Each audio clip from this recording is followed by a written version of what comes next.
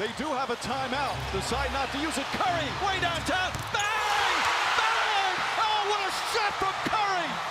What's up, everyone? My name is Ethan. This is Courtside TV. If you're new, don't forget to subscribe, and let's get into it. So today I wanted to talk about not giving up on players so early in their careers, because this is a thing that's been in the NBA for a long time, where a player will, not live up to expectations or not be very good for the first, 2-3 seasons of their career. Immediately it's like, bust, this guy sucks, he can't play, and teams will give up on him, fans will give up on him, teammates will give up on him, the front office will give up on him, and it happens so quickly now, and because everything is so competitive and everything is so, we got to get this, we got to go fast, got to be competitive right now.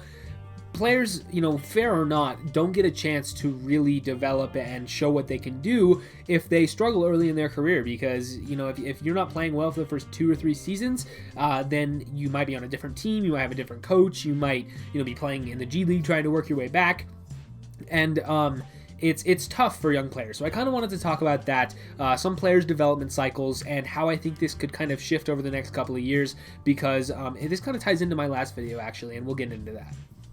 So the poster boy for this right now, and the guy that kind of inspired me to make this video, is Malik Monk here. And this is someone who, he's in his 4th season, averaging 13 points this year, where in his rookie year he averaged under 7. And he's playing more minutes, coming off the bench, playing a role for a competitive Charlotte Hornets team.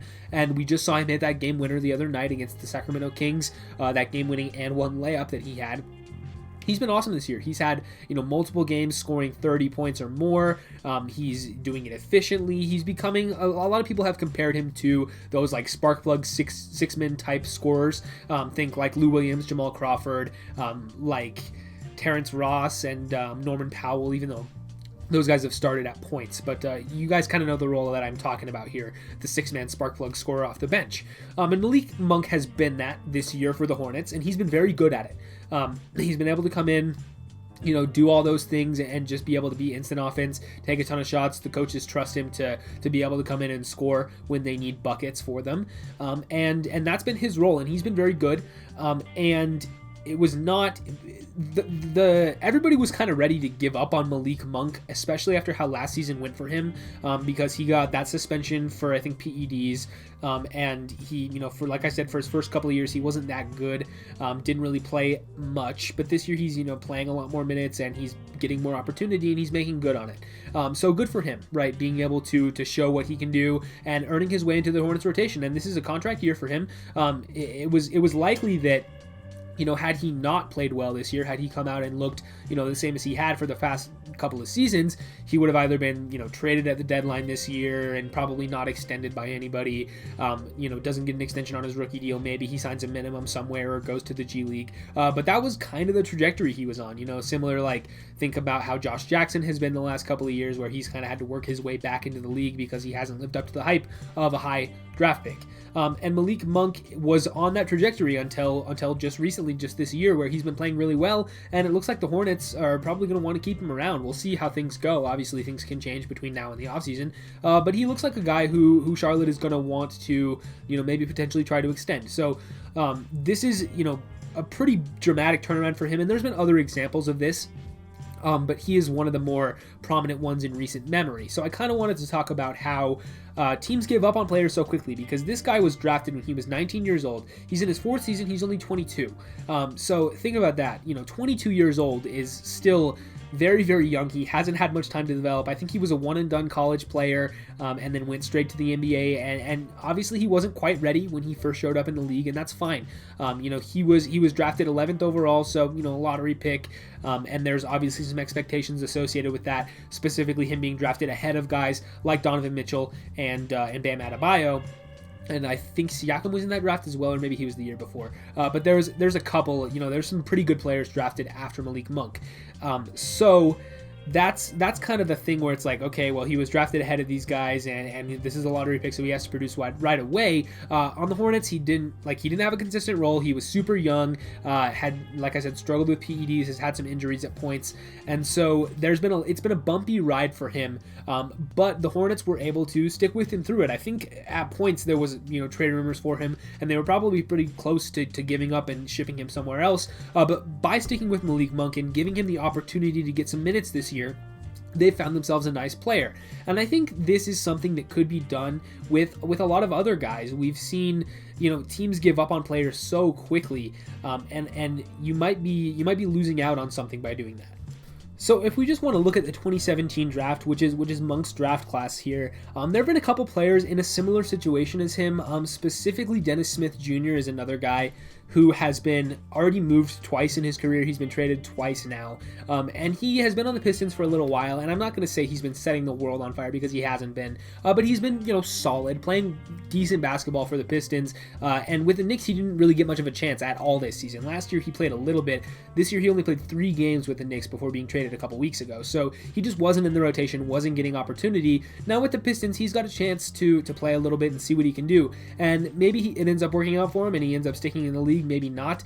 He's one of those guys that's kind of on the bubble. I mentioned Josh Jackson earlier. He's also on the Pistons, and he was a guy who, didn't even get his player options picked up, I believe, after, the first couple of years of his rookie contract. He was traded to the Grizzlies from the Suns, and then, ended up with the Pistons, and he can play a little bit, but he's another guy who was given up early on. Teams decided that they couldn't wait for him, and he ends up on the Pistons and gets a chance to play now, and he's been, pretty solid this season. So it's interesting how quickly teams give up. And then there's a couple of other, guys in this top 10 here. Specifically, Frank Ntilikina is out of the Knicks rotations right now. Potentially he could get traded before the deadline. The other interesting one is Lauri Markkanen, who is a guy that was really solid for his first couple of years and then struggled last season. This year he's had sort of a bounce back year. He's been playing pretty well, but there's still some struggles there. There's a question on whether or not the Bulls are going to extend him or they want to trade him somewhere else. That'll be an interesting situation to monitor. But I've heard a lot of people say it. The Markkanen specifically is a guy who you might regret giving up on just because he has a unique skill set. So I don't know. That's another one to watch, kind of whether or not the Bulls or any other team are going to decide, give up on Lauri Markkanen, or if they decide he's a guy they want to keep around.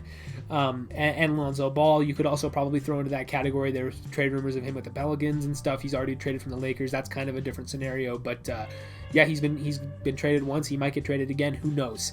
So that's kind of interesting, just like looking at these situations, specifically from draft classes that happened 4 years ago. These are guys that didn't get extensions on their rookie deal. So they're, on the last year of the rookie contract, will become restricted free agents. And so that's usually decision time for certain teams. And for Malik Monk, it's worked out for him because he's been able to play well and secure his spot. Potentially, like I said, the Hornets would consider extending him. But yeah, it's just kind of interesting to take a look at some of these guys here. And I think from a team perspective, you can't be too mad at teams for trying to, get better as soon as they can, and that sometimes that might mean trading away some of these younger players because GMs want to keep their job, coaches want to keep their job, and in order to do that, sometimes it means making these tough decisions. And so, you might be drafting for the next guy, or you might be drafting for another team because, like, say, you're drafting a guy and developing him and investing all these resources into him. Well, maybe he's not going to be good for his first couple of seasons, ends up, bounces around the league, ends up on a different team, and that's when he figures out his NBA career. Maybe some of these teams here are developing players for someone else, which is unfortunate, but that's just kind of how it goes sometimes. Sometimes you don't get to kind of see the fruits of your labor, especially if you're a GM on a bad team or a rebuilding team. You kind of got to build it up. We saw this with Sam Hinkie, kind of started the process and was able to get all those assets there, and by the time the team was good enough to really contend, he was already out of there. And then that happens a lot during rebuilds. We kind of saw it today with Lloyd Pierce of the Hawks, the coach, getting fired. He spent 2 years in a rebuild and wasn't able to win games, but the team wasn't even trying to really win games, and then he ended up getting fired. Now they're going to bring in Nate McMillan to be the interim, and he gets to be the guy who gets to coach a competitive Hawks team, assuming that they can be healthy, just because the previous guy wasn't getting enough success, even though the team wasn't trying to get success. So it's kind of a cold world in the NBA for players, coaches, and GMs. It's just you got to try to be as good as you can as soon as you can. Maybe that's not always the best for everybody, but that's just kind of how it works. And good for Malik Monk and some of these other guys who were able to carve out a nice role. And I think he'll probably get an extension, or at least sign somewhere else in free agency. And he'll probably be able to stick around in the NBA because he's shown enough so far to this point. I just think that sometimes I think teams should maybe take a little bit of a step back and assess and kind of try to wait a little bit on some of these younger prospects, and just to make sure that you know what you have before giving up too quickly on these guys, because these are young kids. They're 18, 19. I mentioned it kind of relates to my last video how if they get rid of the one and done, or players can jump from the G League straight to the NBA, that even cuts out less time removed from high school. So these players are going to be younger and younger and younger entering the league, and that just makes it so hard to evaluate these guys so early. So maybe kind of just take a step back and realize that these are young kids and they're going to need a little bit of time to develop, and that's okay. But with the business of the NBA, it's just kind of hard for that to be a reality. So I don't know, I guess there's just a balance people have to find, but things seem to be working okay right now. So maybe there's just no point to this at all. I don't know, I'm just kind of rambling at this point. But I think that's all I have on, not giving up on players, waiting, and specifically Malik Monk of the Charlotte Hornets. But like I said at the top of the video, if you're new, don't forget to subscribe, leave a like, ring the bell if you want to, leave a comment letting me know what you guys think about this topic. Who do you think potentially is a guy that still has some potential that maybe their team has given up on? Would love to hear your thoughts down there. But yeah, with all that said, I'll see you guys in the next one.